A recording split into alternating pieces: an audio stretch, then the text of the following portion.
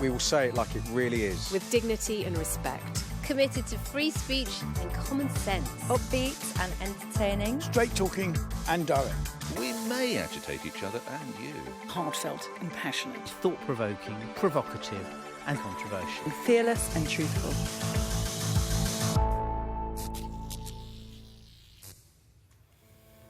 Hello and welcome to The Pledge. Coming up on this week's programme, there's a new kid on the block as Maajid takes his seat at the Pledge table. He's going to be talking about racism in Britain. Carole thinks the EU is ignoring public opinion in Catalonia, just as it is trying to do with Brexit. June thinks the men of Hollywood need to find their voices about Harvey Weinstein, and Greg says it's time to scrap tuition fees and for his generation to help pay for it. But first, it's me. It was a simple yes or no question, just like the referendum, in fact, and just as dangerous. If another EU vote was held tomorrow, would Theresa May vote to leave? She was asked 3 times. Thrice she ducked the question.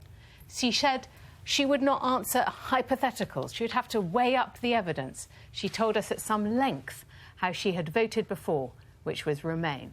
I'll take that as a no, then. It's not surprising that the PM took evasive action and sat on the fence. It's worked for Corbyn when it comes to the most divisive and challenging issue of modern times. But it does make Remainers like her into unwilling executioners. As if the PM and most of the Cabinet know they're taking the country to the cliff edge. But it's the will of the people. What's the alternative? I say there is an alternative. Before we self-destruct with a no deal or a bad deal, find a spine and allow Parliament a proper vote on the deal before we go over the cliff in a bucket. And to hell with the will of the people. Leave this one to the MPs.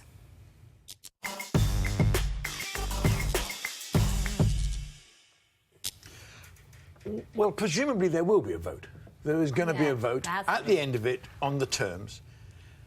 And hopefully enough MPs will do what their conscience tells them as opposed to what their party is telling them, and gets rid of this ridiculous 48-52, that was an overwhelming majority, and actually say, no, these terms aren't good enough, or they are good enough. And if they think they're not good enough, and the majority think they're not good enough, then put them to the British people. Then have another referendum on those. Now, I think that's the only credible way forward now.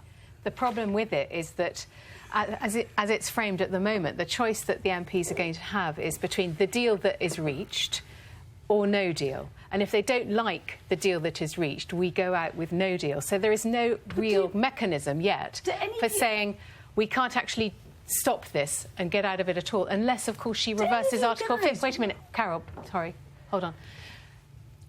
Theresa May, we know, has commissioned research on whether she can reverse Article 50. That hasn't been published, as have none of these Brexit studies on the various impacts of Brexit on the sector been published. Do you understand the concept of democracy? Greg just said he hopes MPs will do what their conscience and their party tells them. No, do what your constituents told you. MPs you don't understand Burkean parliamentary democracy at all, Carole. But there we go. And John Bercow today says in the House of Commons that we can throw out Brexit, we can disregard what the people say. This is exactly what we'll get to in my debate. You're not listening to what the people of this country say. Nobody is throwing out what we're saying. You are, because you know Parliament will chuck it out. Well, no, let me say, because you know Parliament will chuck it out. Yeah. No, I'm not saying Parliament. Parliament will only decide, OK, we have another referendum.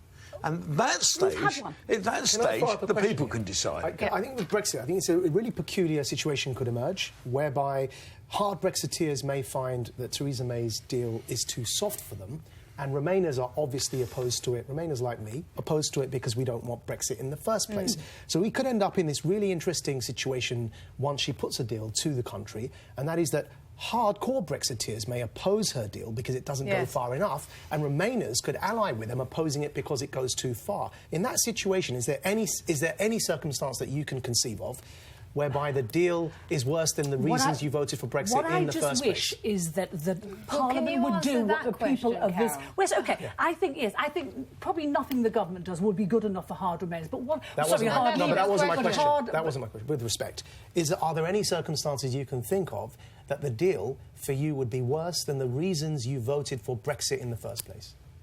No. None whatsoever. Well, so you're willing to crash out?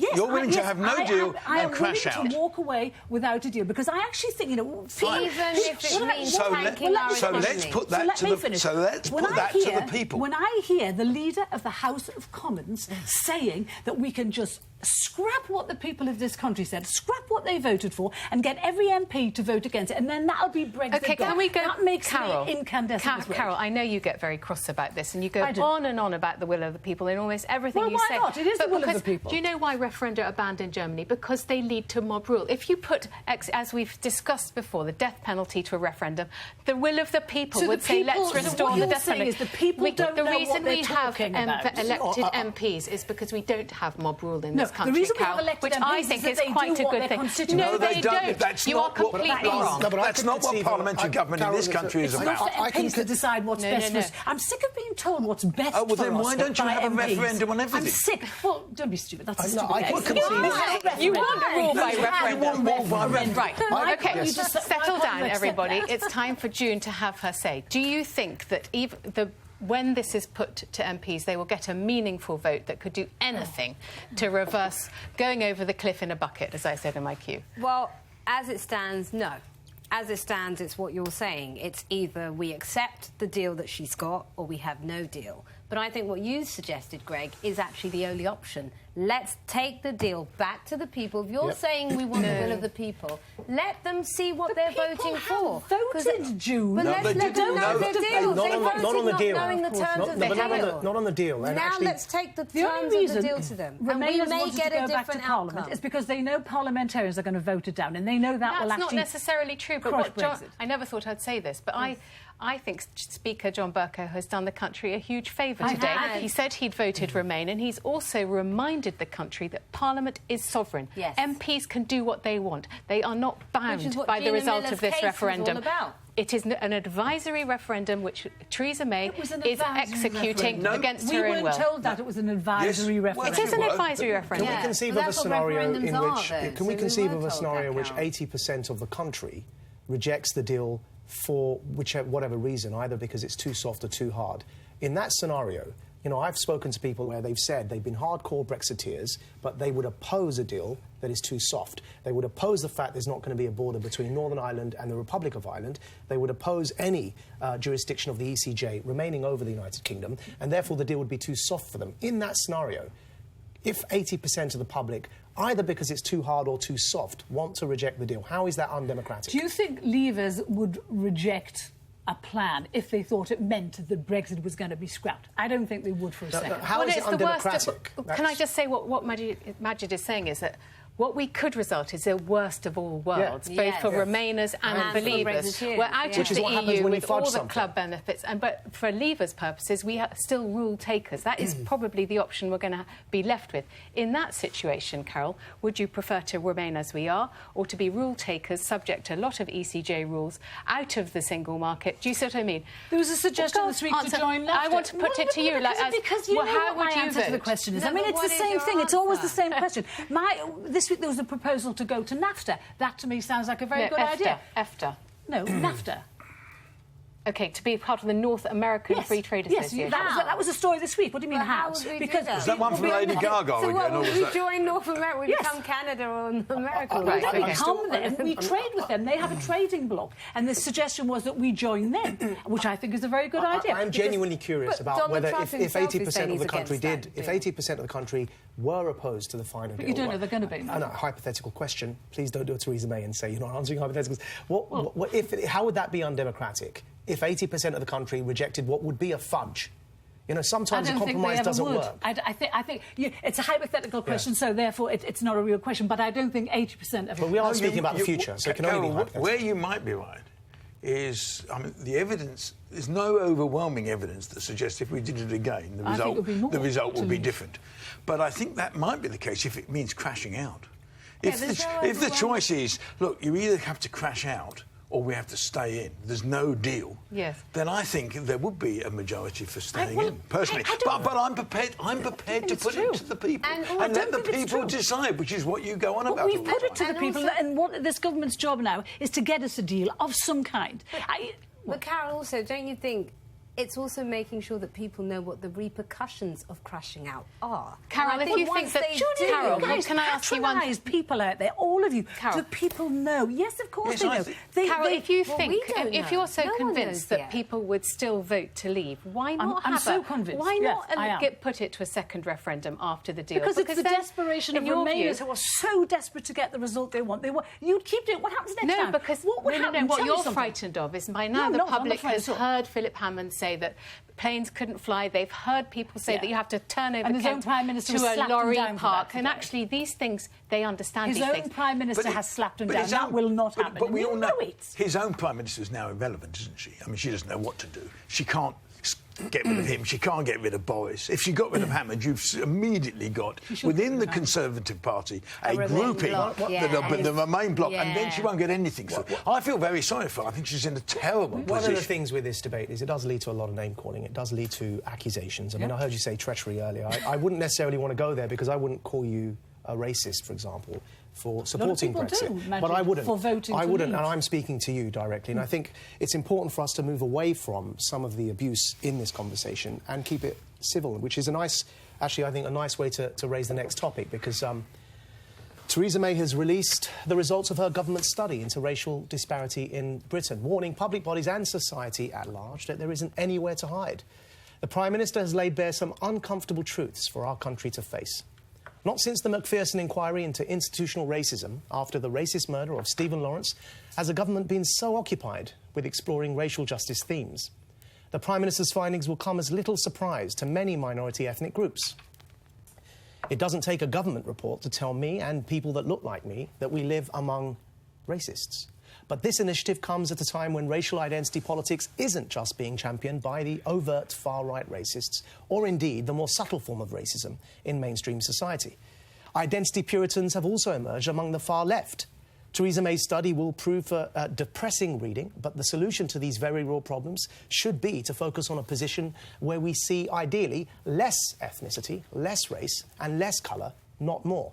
Otherwise, we'll end up inadvertently asserting the primacy of race and racial divisions while intending to reduce them. Both the far right and the far left must be pushed to demote racial identity, not promote it.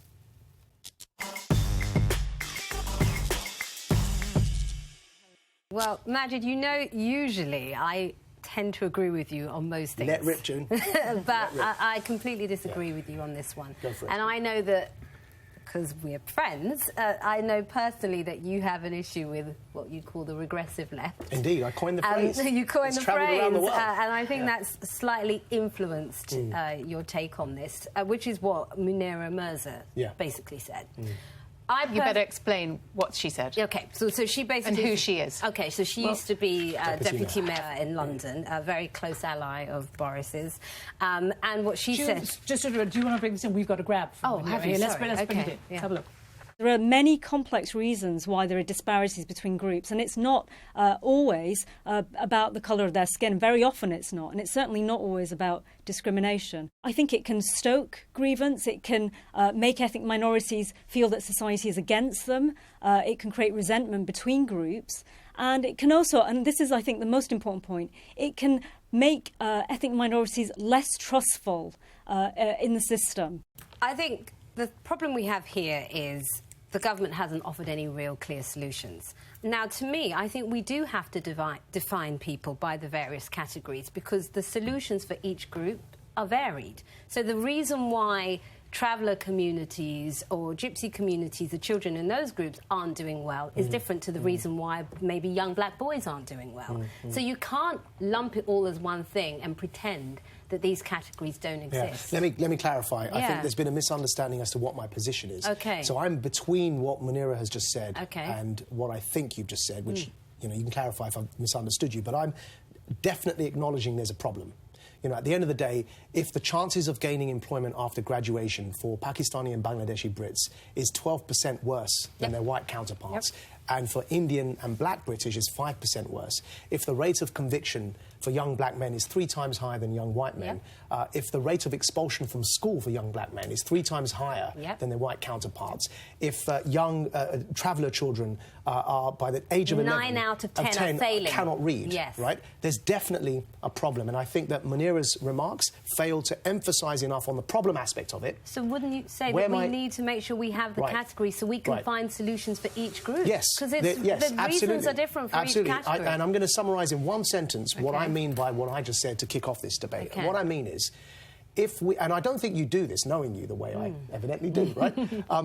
I think if I primarily use the framework and the lens of my racial identity through which to analyse every single political problem, if I identify myself first and foremost and alone through my racial identity, and don't accept that I have multiple identities, then how does that make me any different to the white supremacist who also only defines me by my racial identity? And that's a subtle difference. And what I mean by that, very quickly, is there are people that do that. Can I just add to that? I completely agree with your point, but I think in this government audit, that's not what this is. This is an audit about the lack of progression from these groups. This is an audit that shows that social mobility has grounded to a halt. The only reason it's important in this... So for this, in this context, it's right. But in general, with what you're saying, and it's important because, as you said, it doesn't get to solutions. And so the reason it's important is when getting to solutions, for example, I endorse blind CVs. There was a study done where somebody with exactly the same CV and experience, Mohammed as a name and Adam as a name, Adam got 3 times more job interview offers than Mohammed did, right? So blind CVs and UCAS applications is a way forward. The only reason this becomes relevant is because I'm yet to be convinced, and I remain open-minded. I mean, look, I've been attacked by neo-Nazis. I really know what violent racism is about. I've also been falsely arrested in Essex by police at gunpoint. And you've been put on the regressive left list. Yeah, that's right. So I really have seen what both sides of this debate. But what I'm yet to become convinced of is I don't think positive discrimination is the way forward. Disagree. The quota system. And that's where I'm prepared to debate that. But that's where... about this report is that some of the biggest victims in this report are white working class boys. And you mentioned some stats before. Stats about the Institute of Fiscal Studies did a report in 2015 that said white working class boys have a 32% chance of going to university. That's right. Now, lots of the other ones, Indians, Bangladeshis, Pakistanis, their rates are between 35 and 42%. And they're the people that are not being addressed. They are the victims. Now, I just read something by Trevor Phillips the other day, who I really respect, and he said there are lots of liberal minds in this country that see every black person as a victim and every white person as an oppressor. He said what this study does is blow that idea wide apart. And as Munira just said in here, which I think is really, really important, you know, statistics are often used in a way to cast ethnic minorities as victims, when in many areas in life they're not. They're over... What's the word? Well, there's a complex picture. For example, Indians in this data here British Indians are better outperforming managers. What that report didn't acknowledge was that ethnic minorities, they arrive at where they are for lots of reasons. It's because of culture, it's because of background, it's because of family, it's because of low income. It's not necessarily because of racism. And I think we have to be careful of creating some kind of culture. Racism does exist. Madge, can we drill down into some of the solutions? Because I thought your suggestion was interesting, having colourblind UCAS applications, colourblind CVs, and that, I think that raises a question to me: would that actually achieve the desired effect? If what you saw was a list of qualifications from people who'd had privileges, that those, whether you had a name or not, but actually going to Greg, the BBC is now saying you're not going to put your university qualifications on CVs because they want to consider all applications without necessarily the advantages of education. I'm not sure they need to see the university to spot the right people. You said the BBC was hideously white. How did you work? I spent a long time ago. I worked in the race relations industry, and I was there when we were arguing for keeping of statistics, because the keeping of statistics meant you could begin to identify problems. But that's not enough in its own. And the thing about this report, I think it's quite a good report. But in itself, when you can't assume, which is the sort of general thing, that every time anybody's disadvantaged, it's racism. You can't assume. You can't assume that. I mean, when I'd done the hideously white thing at the BBC, it allowed me to, when people used to write to me and say, I didn't get this job because I wasn't, because I was black. Example, there is only one assumption left to be made because everything else was identical. Yeah. Apart from the name. Apart from the name, the experience, the qualifications, and the jobs being applied to it. But I produced a report 30 years ago called No Bloody Suntans, which was basically an interview with someone who ran an employment agency, just saying how many people contacted them and said, we don't no bloody suntans. Now, that's 30 years ago. In 30, suntans means black. It means blacks. No, does it mean... Yes, oh, okay. Yes, it means you, probably. Yes. Right? Now, 30 years on, we've come a long way from there. We've come a long way from there. But you're going through this statistic. Some you can say, well, I wonder why that is. Let's try and work out why that is. This is my point, why I do think you need the categories, because the solutions are different for each group. Yeah, you do need the categories. And what I'd like by to the way, see... I think you need the categories. Yeah, and what I'd like to see with this conversation, Maajid, is actually for it to go in a different direction, which is about the waste of talent and the loss of opportunity, because these kids that we're not supporting to be their best could actually be the children who've got a cure for cancer. Yeah, we're losing out with this discrimination. I think the only thing we're differing on is what's known as affirmative action or positive discrimination. Which I agree with, and you don't. And my concern with it is twofold. One, the white working class kids and the traveller kids are white. Yes. And two, when you introduce a quota system like that, you may end up inadvertently creating more racism. No, but affirmative action can also be for class too. It doesn't have to just be race. And so the or second gender.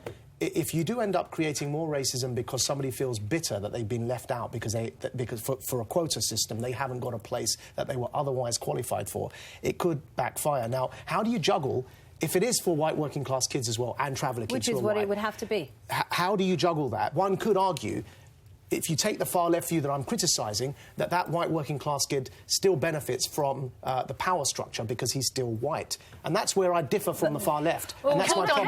Can I ask you a question from the prism of your perspective? Do you think Britain is a racist country? Britain for sure has racism. You think it's a racist country? I don't think it's a racist country, but it definitely has issues with racism, of course. Well, this report shows that Britain is not a fair society yet. Do you want to quickly... And for me, it's not just race, it's class, it's disability, it's across the board. You see, because I think from where I'm sitting, I don't think we're a racist country at all. I think some racism exists in it. And if you look at, like, I didn't say it's a racist country. I said we have and there is still a lot more to do. But we are so much better than many other countries in Europe. We have 52 ethnic minority MPs. Do you know how many Spain has? It has 1. Yeah, this is the best. This is, I think, the best country to be in for somebody that looks like us, right? Definitely. There's no denying that. Yeah. OK, I think it's me now. Yeah. I've actually lost my place. I don't know where my notes are. But anyway, for days, we waited with bated breath to see how events in Catalonia would unfold. Terrified, we might say, a repeat of Spanish authorities brutalising their own citizens for the crime of wanting to vote. As tensions mounted, what did EU elites do? Well, they threatened that if Catalonia did split from Spain, it would be kicked out of the EU. Does that kind of bully boy tactic sound familiar? When the working class people of this country, and it was largely the working classes, voted to leave the European Union, the EU responded with threats to punish us. 16 months on, they're still doing it. Just this week, EU Council President Donald Tusk again refused to start trade talks because they're still not happy with what we've offered. And that's just one example. So why are the bods in Brussels deaf to the voices of working men and women? I'll tell you why. Because Eurocrats are terrified the dream of an EU superstate is disintegrating. And it is. Because you can't keep ignoring the will of the people. You can't dismiss them as ignorant fools. And you can't crush their craving for national identity with threats and violence. The cultural and political elites here and in Spain are learning the hard way that if you ignore the voices of ordinary people, they will revolt.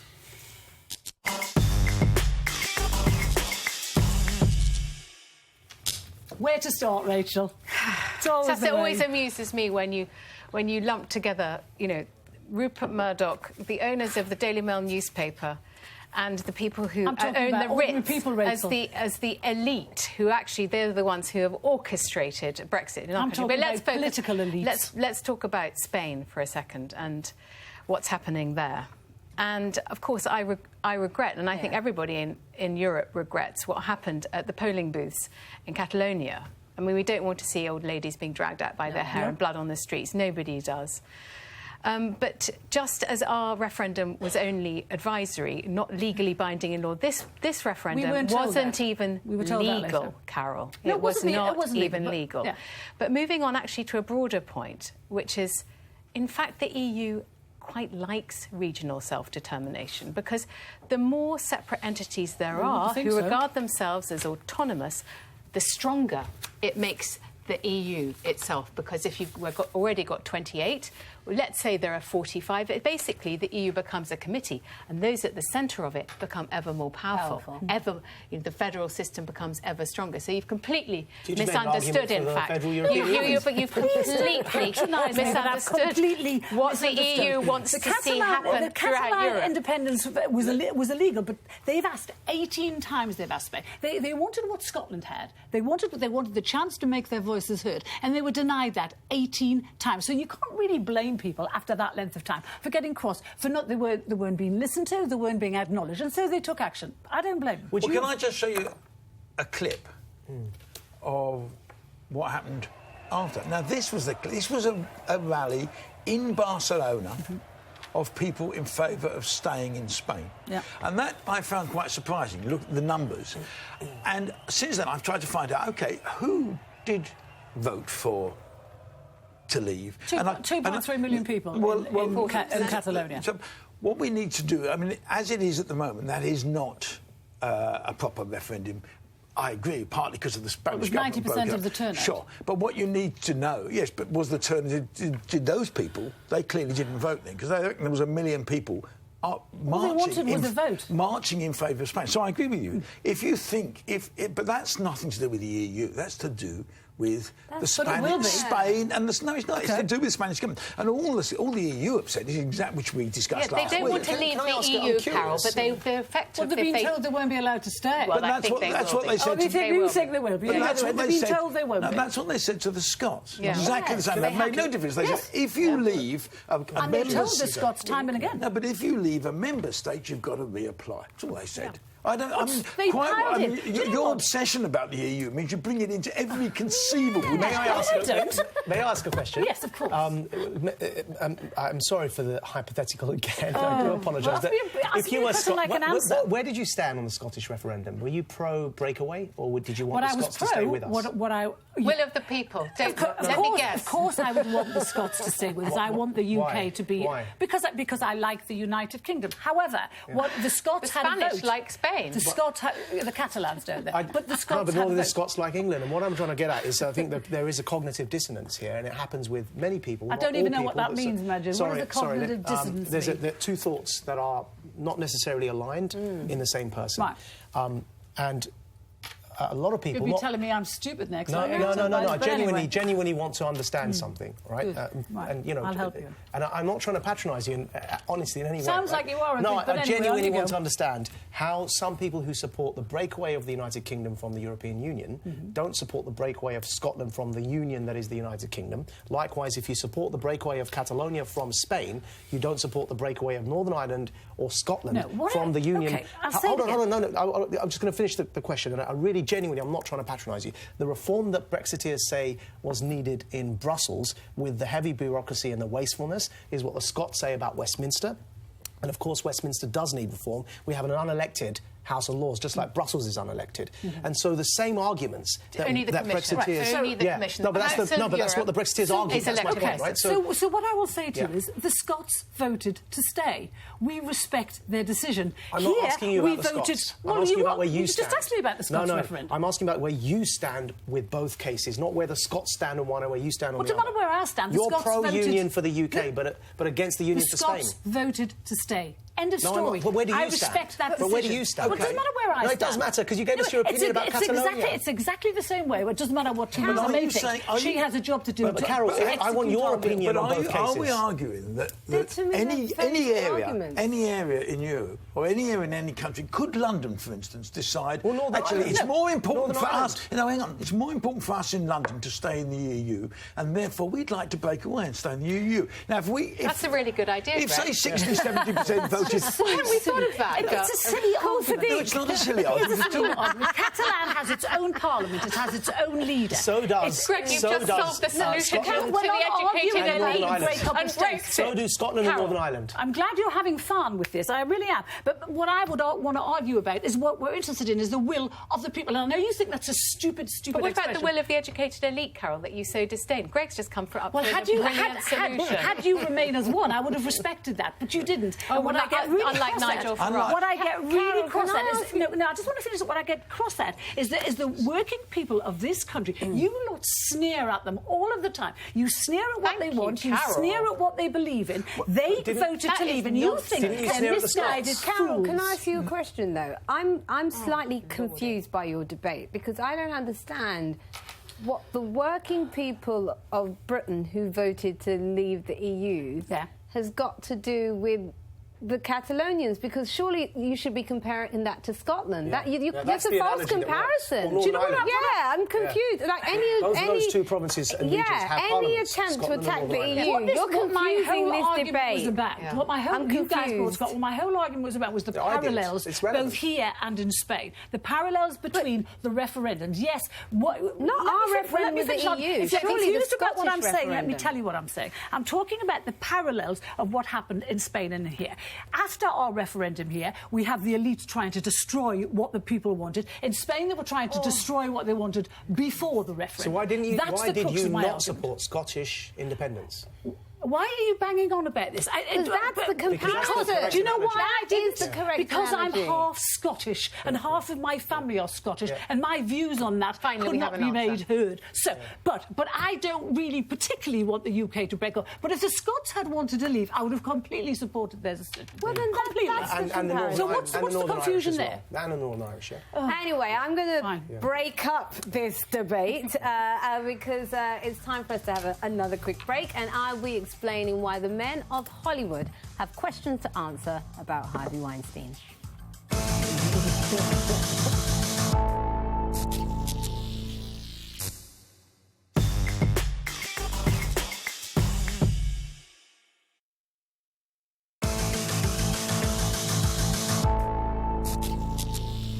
What's happened to the Hollywood superheroes? The town that brought us Superman, Spider-Man, and spoke out against a president unworthy of the title now suddenly seems to have lost its male voice of indignation and a caped crusader to the rescue when the alleged villain is one of their own. The men of Hollywood have been surprisingly silent in commenting about the current sexual assault allegations against one of the industry's leading moguls, Harvey Weinstein. Maybe Theresa May needs to pass on her strepsils to the men of Hollywood to help clear the frogs from their throat. Unfortunately, even in 2017, we know that powerful men get to push their luck with women, where a less affluent man might have felt a fast slap or the long arm of the law. All men, even those in Hollywood, are either sons, fathers and brothers to a woman somewhere, and that should be enough reason to make them call out any sort of predatory behaviour. When a misogynist lives in the White House and represents America, then those who speak for America and the rest of the world through the medium of film need to hold their own to a higher standard. It's time for the real men, the real-life men in the industry, to live up to the superheroes they portray on our screens.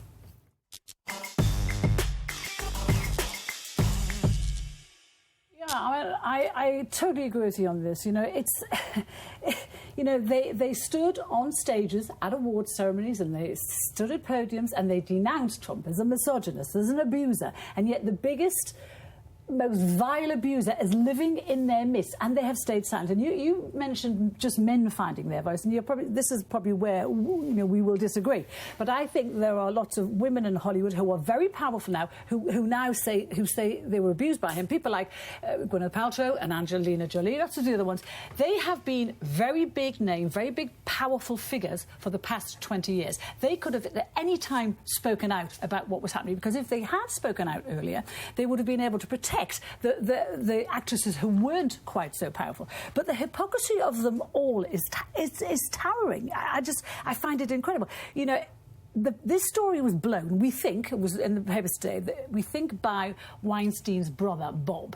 and they think he leaked it to the paper. So again, it was the press that were left to leak this story. It was a paper in New York, and it was the New Yorker magazine, and they found... And Ronan Farrow, Mia Farrow. They found 13 not-so-famous actresses who were willing to talk. But the big actresses in Hollywood, the ones who had felt this and who had experienced it, should have had the courage at this point and to pretend that they didn't know what was going on. And you know what really sickened me this week? All the pictures of Weinstein with all these girls who claim they've been abused by him. They're cuddling him, they're draped over him, they're whispering in his ear. Why are they doing that? They don't have to do that. For me, Carole, I think they're two slightly separate issues in that there are the women who claim to have been abused. For me, that's one camp, as it were.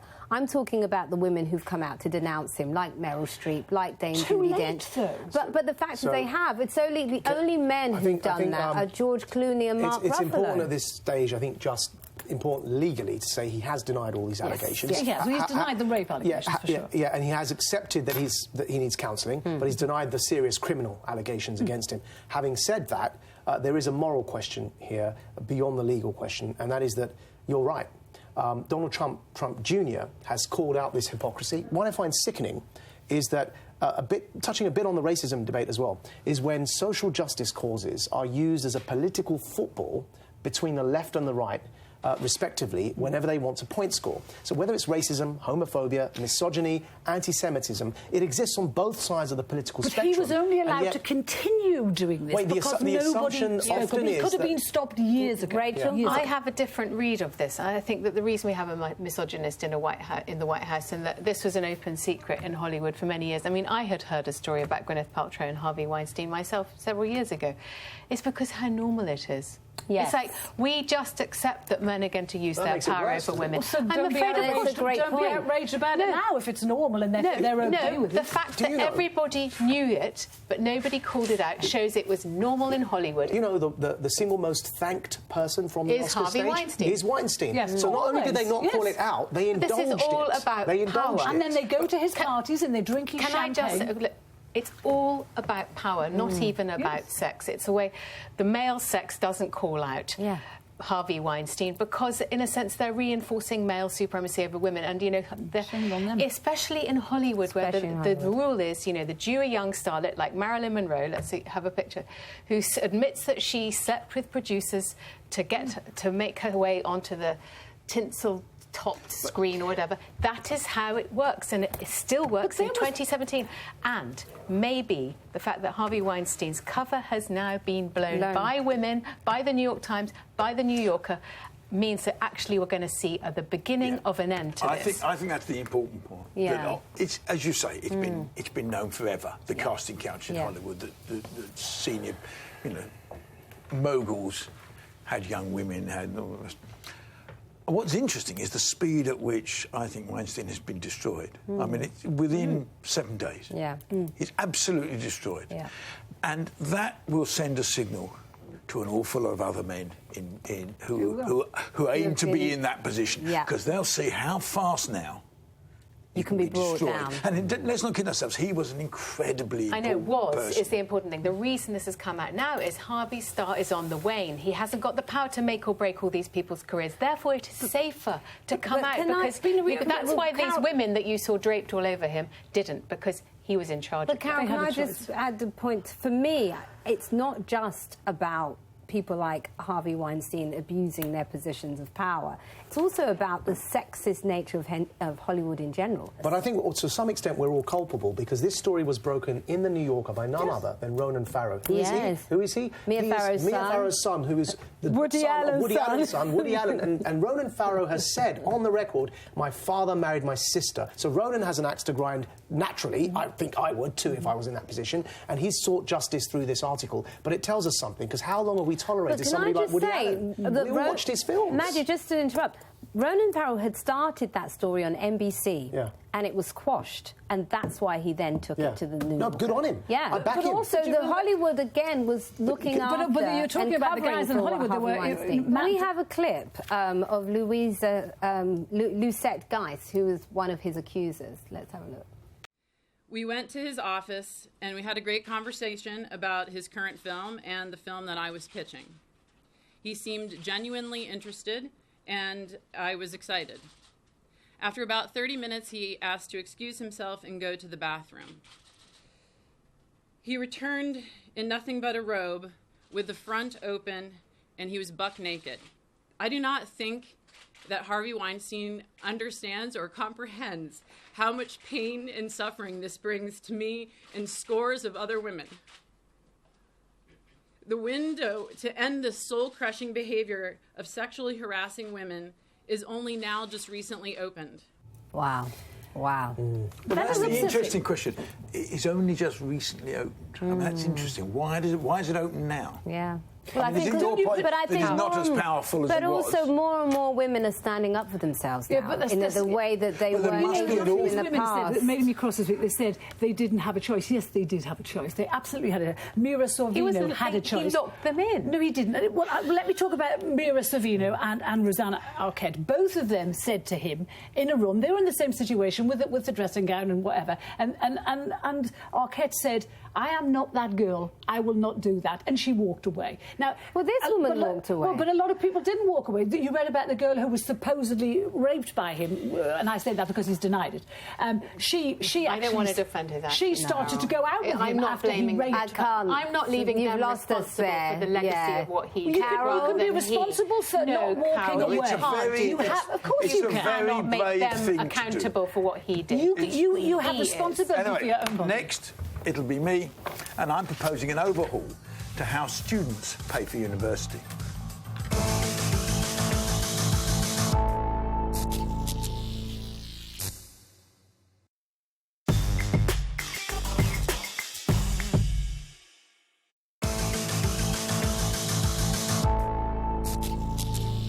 Well, Jeremy Corbyn clearly got the Tories rattled with Labour's election pledge to scrap tuition fees. Last week, the government cancelled a planned hike in fees, changed the way repayments work, and announced a review of the whole system. Now, I was Chancellor of the University at York at the time the £9,000 a year fees were introduced, and I was always deeply opposed to them. I hated the likely long-term effect it would have on kids in their early 20s being saddled with £50,000 worth of debt.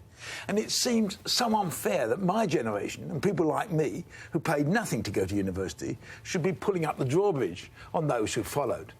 I think it's time to scrap tuition fees and replace them with a graduate tax, 2 pence or more on income tax for new graduates, instead of them having these enormous debts before they even start working. And graduates of early generations, those of us who were lucky enough to go to university for free, we should contribute more as well. Labour, Liberal and particularly Tory politicians have created the shambles we now have, and it's time for them to fix it.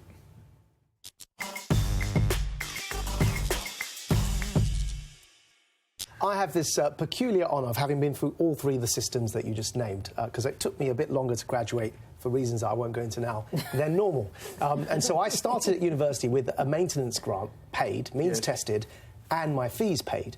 By the time I graduated, the fees were at the third stage there, 9k. They went from 1k to 3k to 9k. You must have done an all-time record at university. I did my master's in 1 year, but my undergraduate took 10, and we won't go into that. But I actually witnessed all three of those systems, and I think the current system, I think you're right, it's unworkable. I don't know if people know, but at 6% interest rate on the fees, that's higher than you'd pay on a mortgage, for example. And the reason, the reason it's unworkable is that with such a high interest rate and with students ending up in around £50,000 or more of debt, they don't end up paying it back. Because, of course, the government says if you don't pay it back within, 30 years? You don't have to. Now, that means the system is going to default because it's not listed as a part of the deficit because it's a debt and not an expense. And so it's not being... It's a cheat. They're fudging the thing. It's not being recorded as a deficit. At the same time, people are going to default on their loans. The whole thing's going to collapse. And by and large, the universities have quite liked the system because it's meant a lot more money coming to universities. But, I mean, there were some interesting figures last week from the Institute for Fiscal Studies. We've already discussed once today. But the Institute for Fiscal Studies came up with some figures that showed that the £9,000 a year scheme, as it's now going to be run under the changes made last week, actually is more expensive to the taxpayer than the £3,000 a year. So why I think the thing doesn't work is you're actually telling kids that having 50,000 of debt is all right. Yeah. And that's why I think we made a terrible mistake. And that's why I do believe, I can understand that the people who go to university in the end should pay for it. I'm not a problem with that. You've got to ring-fence the tax. But you've got to, yes, I'd say to them, but I'd also come back, which I think is legally quite difficult, but I'd come back to people like us who did also go and didn't pay and say, come on, guys, it's time you lot paid a bit more. It's time we put some tax upon you. But I think that's almost impossible to do. But I think you can say, look, when you leave university, you instead of paying 20 and get your first job, instead of paying 20p in the pound, you're going to pay 22p in the pound. And when you get to 40, because most of them will get to 40% at some stage, you get to, or a lot of them will, you pay 42p or 44p or something. But at least you're not telling them. At least they're not leaving thinking, I've got this enormous debt. Yeah, I mean, there's quite a good. I got a clip of a student talking about it. The student debt really will be a bit of a stress and a struggle. So I think thinking prior to what I will be doing, it's just the background stress that will always be in the back of your head. So I just hope that it is worth it, and I hope it is worth the stress alongside all the rest of the work that I will be doing. The one interesting thing, I mean, when they first introduced it, my fear was it would put off a lot of poorer kids from going to university. There's no evidence that that's happened. It's quite interesting. There's no evidence that. That's because I think kids go to university and they don't even think about what life's like going to be afterwards. But for them to then say to these kids, you owe £50,000, what? They might as well go and borrow another 100,000 somewhere else. Isn't the bigger question here that, what is university for? We're sending all kids to university these days, many of whom don't want to be there, many of whom shouldn't be there. Maybe we could save money in another way by actually not putting pressure on kids to go. Now, I think there is a pressure on all children to go. Maybe that pressure comes from their parents. Maybe if they were made to feel that doing other courses, doing apprenticeships. I hate to say trades, but apprenticeships, yes. Maybe that would suit a lot more people, and it would save more money in the long run. Educating people who can't get a job. But we're not sending all. I mean, or anywhere near all. About 33%. 33, 30. I suspect we're getting to 40% to go. Where are those figures? 33. That doesn't sound like.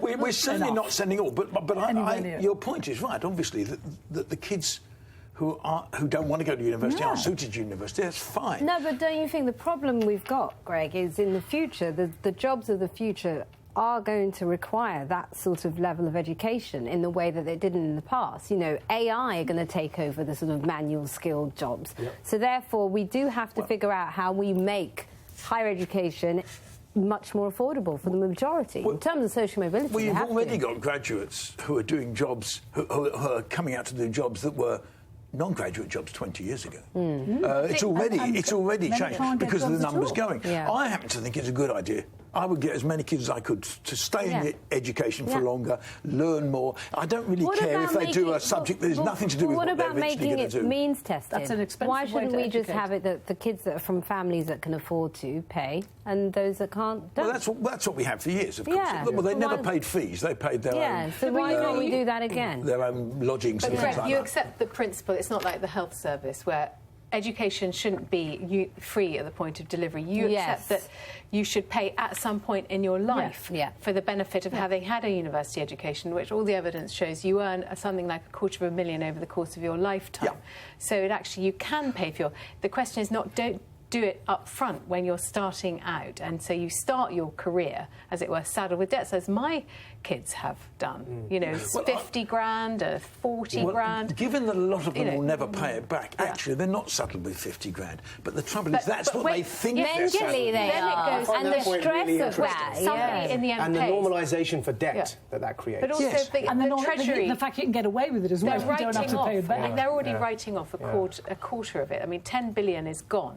They've already accounted for the fact that a third of it is not ever going to be paid back. That's right. So it's a sort of loss. Well, you've got the same government basically announcing that it's going to clamp down on gambling and compulsive behaviour on credit cards, online gambling, to try and change the culture around that. And yet, in the same breath, we're telling students to start their lives in 50,000 debt. It can't be. You're sending mixed messages here. It can't be healthy for people to think it's okay to be in that much debt. You see, I think it was a political philosophy that started all this, not about the money. I think they actually wanted to change universities so that universities had to be more responsive to a market. Market-driven, yeah. I do think that's what happened. But I think it's backfired, and it's backfired so enormously now that this government know they've got to change. Everybody knows it's got to change. This can't continue. Yeah. What I feel sorry for are this sort of probably 5 or 6 years worth of kids who are... But do you think we should pay back our free university education? I say free, but it was paid for by the taxpayer. I think...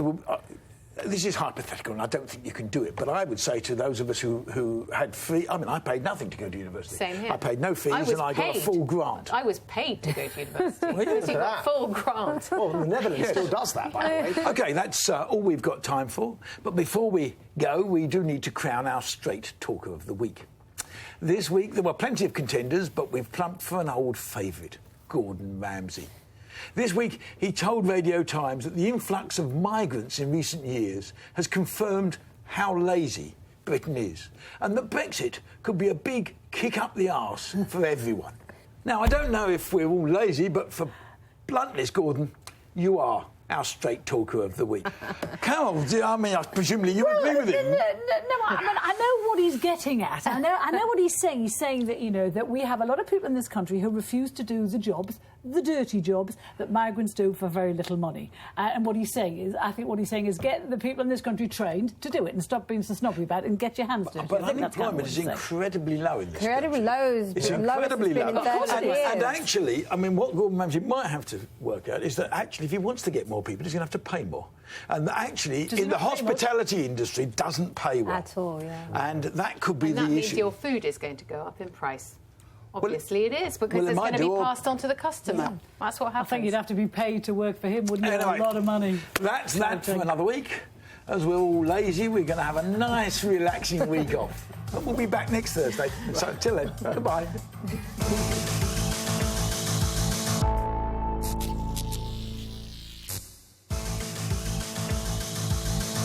Provocative. Straight talking. Fairness. Provocative. Straight talking.